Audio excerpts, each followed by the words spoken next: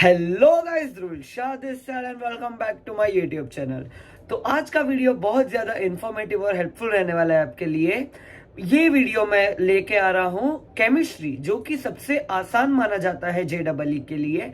उसमें आप कैसे एकदम इजीली 99+ % ला सकते हो उस सेक्शन में, और कैसे आप अपने ओवरऑल JEE स्कोर को इतना अच्छा बना सकते हो कि आप पहले ही अटेम्प्ट में, जो कि जनवरी एंड में होने वाला है, उस अटेम्प्ट में ही आप NIT के लिए क्वालिफाई कर जाओ और आपका एकदम ओवरऑल एग्रीगेट मार्क्स एकदम अच्छे आए। तो इसको मैंने कुछ सेक्शंस में डिवाइड किया हुआ है इस वीडियो को। तो चलिए मैं आपको अप्रोच से लेके कौन से टॉपिक पे पहले अटैक करना है और क्या पढ़ना है और क्या टिक करना है, जिससे आपके 99+ % आ सकते हैं एकदम आसानी से केमिस्ट्री में। पहले मैं अपने इंट्रोडक्शन से शुरू करता हूं। मैं हूं ध्रुव शाह, मैं NIT सूरत का स्टूडेंट हूं। मेरे केमिस्ट्री में खुद के मैं 99+% ला चुका हूं, इसलिए मैं ये वीडियो बना रहा हूं कि बीइंग एन NITian मैं आपको एडवाइस देता हूं कि आप कैसे इजीली आप भी आ सकते हो। मैं तो जनरल कैटेगरी से हूं, अगर आप कोई कैटेगरी से हुए तो और भी अच्छा है आपके लिए। तो चलिए let's start the fun with chemistry. तो जैसे कि आप लोगों को पता है, केमिस्ट्री में मेन 3 सेक्शन होता है: फिजिकल केमिस्ट्री, ऑर्गेनिक केमिस्ट्री और इनऑर्गेनिक केमिस्ट्री। तो अब सीधा आते हैं कैसे प्रिपेयर करना है उसके लिए। पहला जो सबसे इंपॉर्टेंट टूल है केमिस्ट्री के लिए, वो है NCERT। अगर आपने NCERT एकदम अच्छे से कर लिया तो मानो आपका केमिस्ट्री का एक बेस, आपका फाउंडेशन रेडी है। अगर आप ड्रॉपर भी हो तो NCERT करने से आपका क्या फायदा है कि आपने जो ऑलरेडी एक बार कर रखा होगा वो आपको ब्रशअप हो जाएगा। केमिस्ट्री में सबसे आसान होता है वो क्वेश्चन टिक करना जो कि थियोरिटिकल बेस है, जिसमें ना तो आपको ज्यादा दिमाग लगाना है जैसे कि ऑर्गेनिक की तरह रिएक्शंस करने हैं, ना तो आपको कोई फिजिकल केमिस्ट्री के का क्वेश्चन करना है। मेनली थियोरिटिकल इनऑर्गेनिक से पूछा जाएगा, जो कि P ब्लॉक, S ब्लॉक, इन सब का, DE ब्लॉक, F ब्लॉक, इनका ज्यादा वेटेज रहेगा। तो ये आप प्रिपेयर कर सकते हो NCERT से। NCERT के साथ साथ अरिहंत की बुक आती है। ये ना तो कोई स्पॉन्सर वीडियो है, ना ये सिर्फ मेरा पर्सनल रिकमेंडेशन है जो मैंने यूज किया था अपने टाइम पे। अरिहंत की PYQ की बुक आती है, वो आप लगा लीजिए। उसके फिक्स कुछ क्वेश्चंस होते हैं, उसी टाइप से मैंने JEE के ट्रेंड्स को एनालाइज किया है लास्ट कुछ सालों से, उसके बाद मैं ये वीडियो बना रहा हूं। तो काइंड ऑफ सिमिलर टाइप से ही क्वेश्चंस आ रहे हैं उससे। अब आते हैं, अगर आप ड्रॉपर नहीं हो, अगर आप फर्स्ट अटेम्प्ट दे रहे हो अपना JEE का इस बार, तो केमिस्ट्री में NCERT का आपके लिए सबसे उत्तम है। क्यों? क्योंकि आप बोर्ड के लिए भी प्रिपेयर करोगे, आप जो भी बोर्ड में होंगे, तो आपका अगर केमिस्ट्री में NCERT कर लिया, अगर आपने जितना लिखा है उतना याद कर लिया, तो आपका बोर्ड का अपने आप हो जाएगा। अब आते हैं सेकेंड पार्ट की, अप्रोच कैसे करना है, कौन से क्वेश्चंस को पहले टारगेट करना है। अब देखिए, केमिस्ट्री के सेक्शन में टोटल 25 क्वेश्चंस होंगे, जैसे कि आप लोग जानते हैं। उसमें से 5 न्यूमेरिकल टाइप्स होंगे और 20 MCQs होंगे। मैं देख रहा था लास्ट कुछ ईयर्स के पेपर्स और मेंस के जो सारे सेट्स हैं उनका डिफिकल्टी लेवल। अगर आप सबसे पहले केमिस्ट्री से अटेम्प्ट करना चालू करें, आपके पास 2 स्ट्रेटेजीज होंगी। पहला 1 घंटा जो कि स्टैंडर्डाइज माना जाता है। 40-45 मिनट्स में आपका पूरा केमिस्ट्री हो जाना चाहिए। आप लगभग 45 मिनट्स मान लीजिए आप पूरा केमिस्ट्री को देते हैं। सिर्फ 25 क्वेश्चंस पे ही आप फोकस करते हैं, एंड उस 25 में से अगर आपको एक बढ़िया स्कोर करना है, doing 15 to 16 correct is considered a very good score.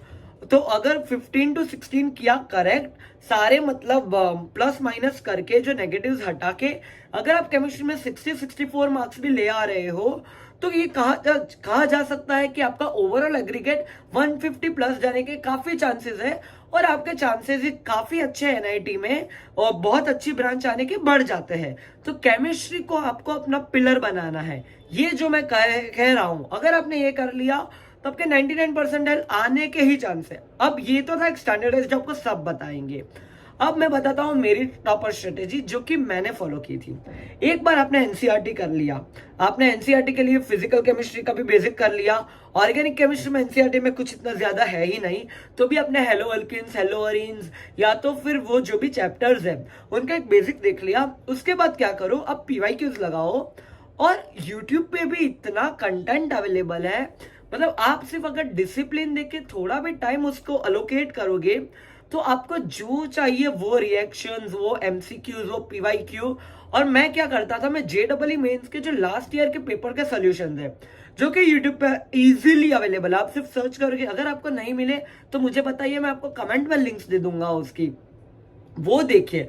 उसमें आप अप्रोच सीखिए कि मतलब एक क्वेश्चन को करने के लिए बहुत सारी अप्रोचेस होती है, कौन सी अप्रोच फास्टेस्ट है और कौन सी आपको सबसे ज्यादा एक्यूरेट रख रही है, फास्ट से भी ज्यादा। क्योंकि जितना एक्यूरेट रहोगे उतने ज्यादा मार्क्स बढ़ेंगे आपके। अब इसके बाद आते हैं, मैं क्या करता था, पहले केमिस्ट्री सेक्शन खोला। मैंने ऑब्जर्व किया है आउट ऑफ 20 अराउंड 4 से 5 क्वेश्चन बहुत बेसिक थियोरिटिकल बेस पे होते हैं। जैसे कि ऑक्सीजन की कोई एनोमली है तो उसके 4 ऑप्शन दिए हैं जो कि एनसीईआरटी के में फिक्स 2 लाइन लिख रखी है कि ऐसा होता है, ये शेल है, ये है। आप वो पढ़ के जाओगे, सीधा टिक करो, नेक्स्ट आगे बढ़ जाओ। तो वो जो पहले 5-7 मिनट में 4-5 क्वेश्चन हो जाते हैं आपके जो कि पूरे करेक्ट, वो जो कॉन्फिडेंस बूस्ट करता है, जो दूसरा आपका जो भी टफ सेक्शन लगता होगा आपको, फिजिक्स या मैथ्स, उसके लिए बहुत ज्यादा कॉन्फिडेंट हाई कर देता है। और एक पर्सनल टिप, जो 5 न्यूमेरिकल टाइप्स होते हैं ना केमिस्ट्री में, उसमें अगर आपको आता है आप दीजिए। पहले 40 मिनट्स में आप हर एक क्वेश्चन को 2 मिनट दे सकते हैं। 2 मिनट के बाद आपको लगे कि नहीं हो रहा है, 2 मिनट कब, जब आपने 4-5 थियरी लगा लिए हो, क्योंकि उसमें आपका टाइम बचा होगा एग्रीगेट 2-3 मिनट। तब हर क्वेश्चन को 2 मिनट दीजिए, जो हो रहा है कंफर्म है वो कीजिए, क्योंकि उसमें डेसिमल एक्यूरेसी तक चाहिए, round off to 2 decimal places according to the rules. तो अगर वो आप तुक्का मत लगाइएगा पहले हाफ एन आवर में, जितना पक्का आता है उतने कीजिए। मैं क्या करता था, 7-7, 8-8 क्वेश्चन हर सेक्शन से करता था। केमिस्ट्री के 7 क्वेश्चन, मैथ्स के 7 क्वेश्चन, फिजिक्स के 7 क्वेश्चन। तो मेरी ये स्ट्रेटेजी थी, मैं बोलता हूं इसको कट ऑफ टॉपर स्ट्रेटेजी, कि पहले 1 आवर में मेरा कट ऑफ क्लियर हो जाना चाहिए। पहले 1 या 1 से 1.5 घंटे में जो मेरा कट ऑफ जो कि जनरल कैटेगरीज के लिए अराउंड 85 to 95 की रेंज में ही आता है, और या तो कह सकते हैं 80 to 95 की रेंज में आता है। तो अगर आपने लगा लिए 7-7-7 मतलब 21 एमसीक्यूज और हर एक न्यूमेरिकल टाइप्स में से 1-1, 2-2 क्वेश्चन, तो आपका वो कट ऑफ की रेंज में मार्क्स आ ही जाएंगे, पर उतना आपको कॉन्फिडेंस होना चाहिए। उसके बाद आता है केमिस्ट्री में हाई लेवल क्वेश्चंस कैसे सॉल्व करें। तो केमिस्ट्री के लिए हाई लेवल क्वेश्चंस के लिए कुछ बुक्स होती है, वो बुक्स मैं आपको बोलूंगा, आपको हर एक ट्यूशन से अलग अलग बुक्स रेकमेंड की जाएगी। तो मैं कोई भी नाम स्पेसिफिक नहीं दूंगा, पर एक सजेशन है, कोई भी एक स्पेसिफिक बुक जो आपका मेंटर या आपका टीचर आपको रेकमेंड कर रहा है, वो एक ही बुक पकड़ के उसको फॉलो करते रहना। क्योंकि क्या क्या करेंगे, एक टॉपिक इधर से किया, एक टॉपिक इधर से किया, वो एक बुक का फ्लो होता है, जो आपको एक ऑथर के साथ आप सिंक हो जाते हो कि हाँ ये थियरी इस वे में फ्रेम्ड है। वो आपका एक सिंकिंग बहुत ज्यादा इफेक्ट करता है कि एक चैप्टर यहां से किया, एक चैप्टर यहां से किया। उससे क्या होगा, until like in the end आपको होगा कि आपको कॉन्फिडेंस ही नहीं आएगा कि अरे यार मैंने तो सब थोड़ा थोड़ा किया है, मैंने पक्का किया है कि नहीं। एक पूरी बुक करोगे ना, तो उससे क्या होगा, आपको क्वेश्चंस भी कर रखे होंगे, उसी बुक में बहुत मल्टीपल टाइप ऑफ क्वेश्चंस किए होंगे। और एक जो मैं जेडबलई मेंस में 2 वीडियो ऑलरेडी बना चुका हूं, वो मैं आपको बताता हूं कि आप हमेशा PYQ सॉल्व करते रहिए। जैसे कि अगर आपको चैप्टर वाइज करना है, सेक्शन वाइज करना है, ओवरऑल केमिस्ट्री का करना है तो कीजिए, पर PYQs ही आपको लेके जाएंगे। जिनको नहीं पता PYQs मतलब प्रीवियस ईयर क्वेश्चंस, तो प्रीवियस ईयर आपको जो रैंडम क्वेश्चन मिले वो भी सॉल्व करते रहिए, नए अप्रोच ढूंढिए। अब आते हैं उसके न्यूमेरिकल्स कैसे करते हैं। तो न्यूमेरिकल्स के लिए मैं आपको एक एडवाइस देना चाहूंगा, एक फॉर्मूला की शीट बना लीजिएगा। क्योंकि क्या होगा, सॉल्यूशन जैसे कि चैप्टर है उसमें मोलरिटी बहुत सी ऐसी अलग अलग चीजें हैं, उसका फॉर्मूला या तो आपके एक नोटिस बोर्ड बना लीजिए, उस पर रखिए, एक नोटबुक बनाइए, जो भी आपको कंफर्टेबल लगे, एक फिक्स फॉर्मूला शीट रखिए, उसी को साथ में रखिए, एक बार रिवाइज कर लीजिए, फिर क्वेश्चन सॉल्व करने बैठिए। इससे क्या होगा, जो बेसिक फॉर्मूला जो याद रखना है वो याद भी हो जाएंगे, उसका अप्लाई कहाँ करना है। मैंने अपने दोस्तों में ये गलती देखी थी, उन्होंने एक फॉर्मूला याद कर लिया, पर जब क्वेश्चन आता है सामने, क्योंकि क्वेश्चन में तो आपको नहीं पता होगा कि कौन से चैप्टर से एग्जैक्टली आया है, कई बार 2-3 चैप्टर को मिक्स करके आता है जेडबलई में, तो उस वक्त अप्लाई करना आना चाहिए। वो प्रैक्टिस से ही आएगा कि अच्छा इसकी ये वेट बाय वेट है, वेट बाय वॉल्यूम है, तो ये क्या मोलरिटी गिवन है, मोलालिटी गिवन है, वो आपको एक प्रैक्टिस करोगे तो आ जाएगा। फिर ऑर्गेनिक के लिए अब आते हैं ऑर्गेनिक मेरा पर्सनल और मैंने इन जनरली देखा है लोगों को थोड़ी दिक्कत आती है ऑर्गेनिक केमिस्ट्री में।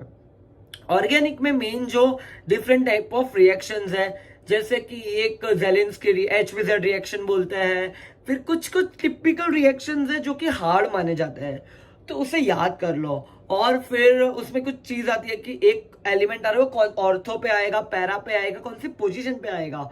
तो ये मैं चाहता हूँ और ऑर्गेनिक केमिस्ट्री का बेसिक स्ट्रॉन्ग कीजिए पहले। अगर आपको अभी ऑर्गेनिक इतना नहीं आता है तो आई वोंट रेकमेंड कि आप डायरेक्ट ही क्वेश्चंस पे जाओ, नहीं, पहले आप एक थोड़ा टाइम निकालो, अपना टाइम मैनेजमेंट करो और पहले पूरा बेसिक सीखो। हेलो अल्कीन किसको बोलते हैं, हेलो अरीन किसको बोलते हैं, डबल बॉन्ड, ट्रिपल बॉन्ड, उसका आईयूपीएसी नोमेनक्लेचर पूरा जाओ। फिर ऑर्गेनिक पे एक लेवल वाइज मैं इसको ऑर्गेनिक के लिए मैं अपनी स्टेयरकेस स्ट्रेटेजी बोलता हूँ। स्टेयरकेस मतलब जो लैडर, जो सीढ़ियां चढ़ते हैं, एक पहले फाउंडेशन बनाओ, फिर उस पर आगे जाओ, फिर उस पर PYQ करो, फिर उस पर यूट्यूब पे जाके देखो कि PYQ में मतलब लास्ट ईयर सेट्स में क्या आ चुके हैं क्वेश्चंस, क्या आपसे बन रहे हैं, नहीं बन रहे हैं तो और क्वेश्चंस करो। ऑर्गेनिक कैसा होता है, एक ट्रायल एंड एरर तो नहीं बोल सकते, बट एक ऐसे स्टेप बाय स्टेप प्रोसेस है। ऑर्गेनिक आपको ऐसा बोला कि अरे नहीं हुआ, मैं लास्ट के कुछ दिनों में ऐसे रैंडमली बुक देख लूंगा या इनऑर्गेनिक की तरह थोड़े थियरी क्वेश्चंस भी कर लिए तो मैं उसके आंसर से याद कर लूंगा। ऑर्गेनिक में ऐसा नहीं होगा। ऑर्गेनिक एक प्रोसेस है, एक अल्गोरिथम है, तो वो आपको थोड़ा प्रॉपर बैठ के ही करना पड़ेगा अगर आपको 99+ परसेंटाइल चाहिए।